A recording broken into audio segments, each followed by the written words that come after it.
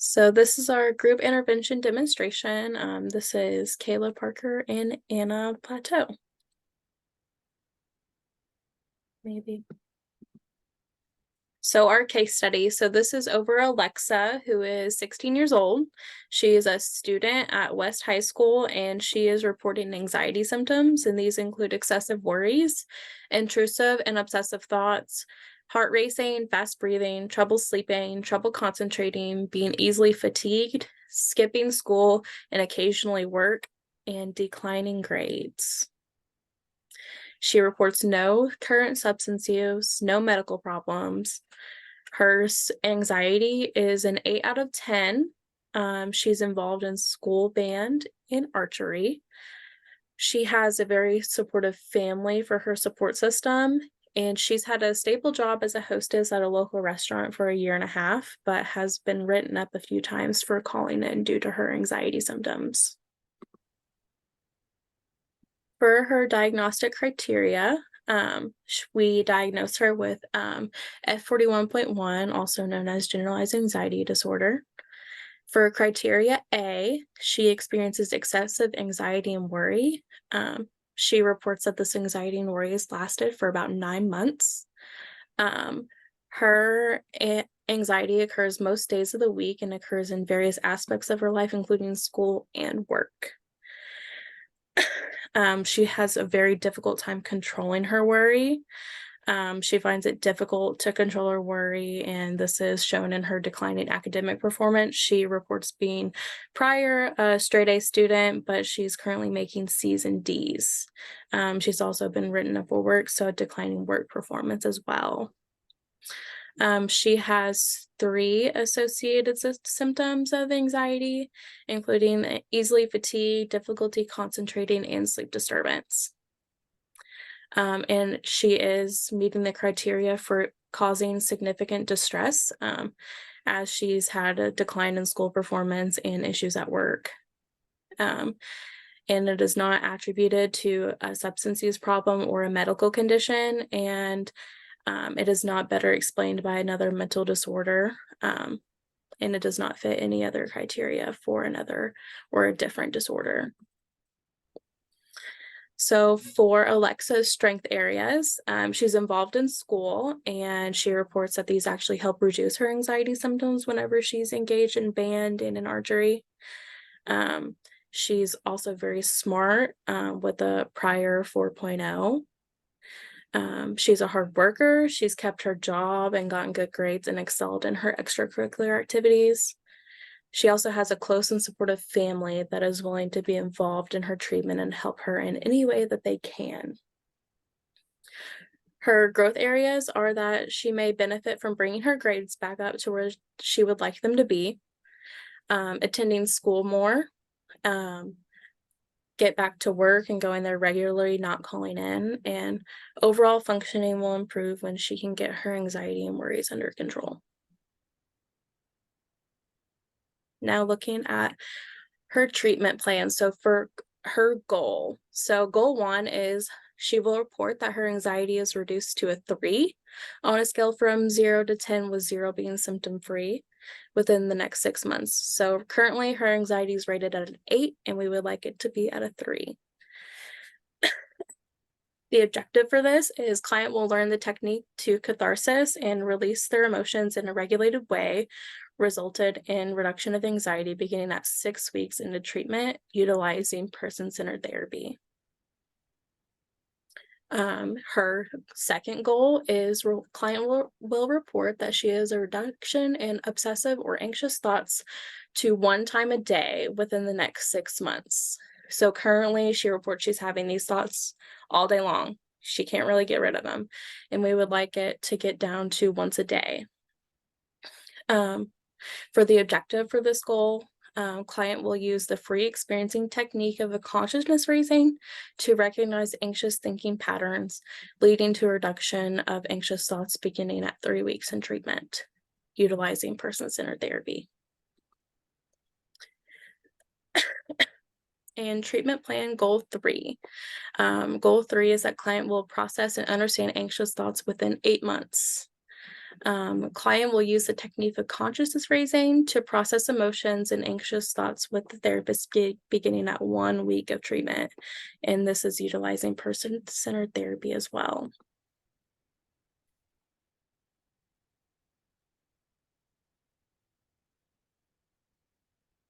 Right, so next we have major point. So person-centered therapy was originally created by Carl Rogers, and it is more of a humanistic approach to therapy, and it highlights the importance of developing that trusting relationship with a client in order for really them to facilitate their own self-exploration and insight into their own troubles. The therapist offers unconditional positive regard, empathy, congruence, and consciousness raising to kind of enable the client and really make their own decisions within the therapeutic process. Also, within person-centered therapy, a therapist does they rather leave it up to the client for them to kind of be autonomous and lead that conversation to where they want to go. And again, to get them to recognize their own troubles and solutions to the problem. Also, a therapist does not necessarily give advice for the client because it can undermine the client's autonomy and responsibility to, make those decisions for themselves. Again, this will be shown later within the PowerPoint, but that kind of is also indicated through homework and handout activities.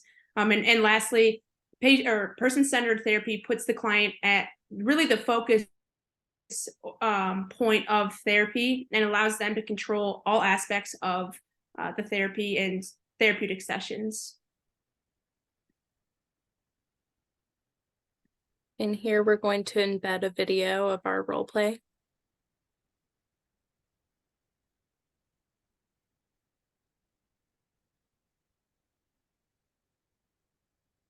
So after the role play, well, now moving into the role play debrief, what we first have is a therapy. We are looking here at specific techniques used by the therapist, which are unconditional positive regard, empathy, and consciousness raising. The use of this specific intervention and its techniques were strategically used to help the client develop that understanding of herself in the environment that causes her anxiety, like school and work. We also have the client really experience catharsis to become more aware of her feelings and also be in a safe place to share those emotions. Again, the purpose of this approach is to help guide the client to really develop her own resolutions to the problem surrounding her anxiety that are directly coming from, her own perspective and her own drive to get to those solutions. So next slide, we'll go into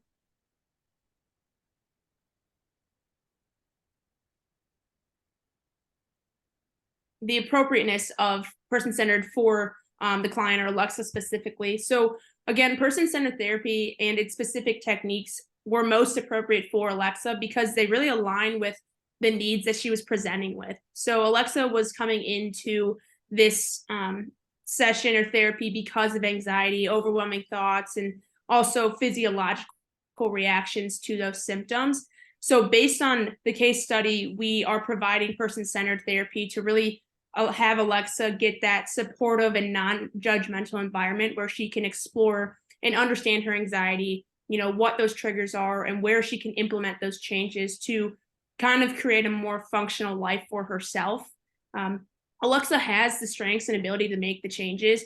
And through person-centered therapy, it's a perfect approach because it really just allows her to hone in on those strengths and realize them, and then implement them in her own style and format that she feels would be best for her.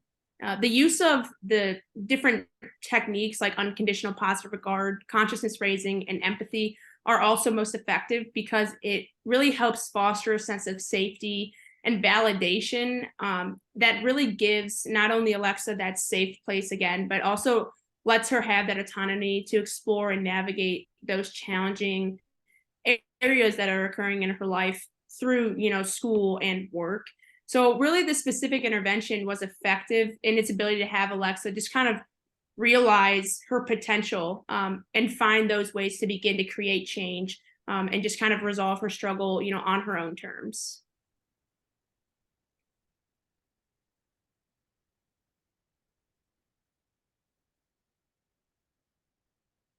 So next we have here are the handouts. Our textbook really talks about systems and how we can have a therapist be there, creating a supportive environment for a client. I mean, in-person centered therapy, a client won't necessarily be given homework or offered homework without them dictating, this drive or activity that they want to participate in. So that was briefly talked about within the role play, is that Alexa was asking for a handout that kind of guided her in trial and error for finding different coping mechanisms that could possibly help her resolve or better control her anxiety symptoms. So with this worksheet we have 4 different anxiety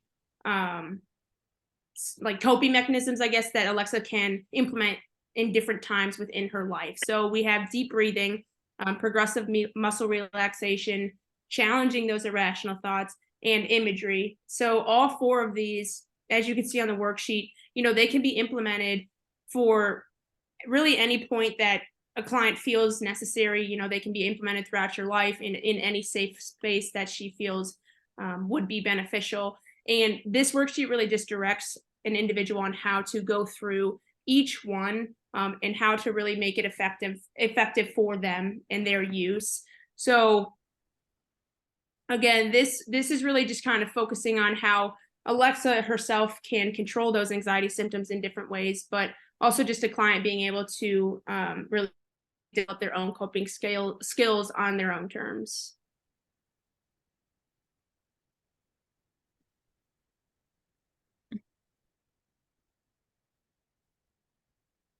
All right, so the last activity handout that wasn't necessarily brought up in the role play, but would be another one to give out through person-centered approaches, really just something that focuses on empathy. So the person-centered approach focuses on the client being able to, again, develop insight into their own situation and really lead themselves to solutions that they want to achieve. But in order to get there, a therapist really has to offer that environment that facilitates the process of self-awareness and exploration.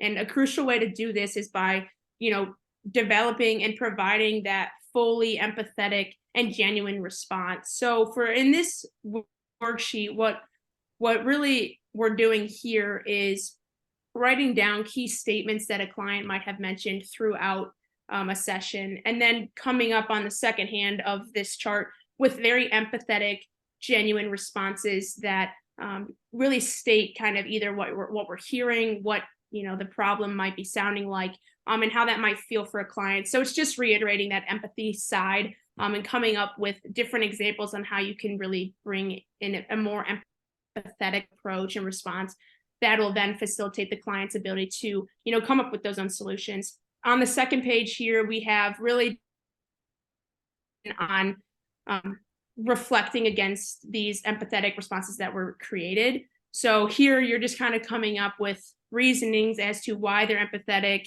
and how it can better facilitate a better therapy session for a client and really get that insight and self-awareness and desire for change from a client. So again, we're just focusing on creating that empathetic response. And here are our resources. Thank you.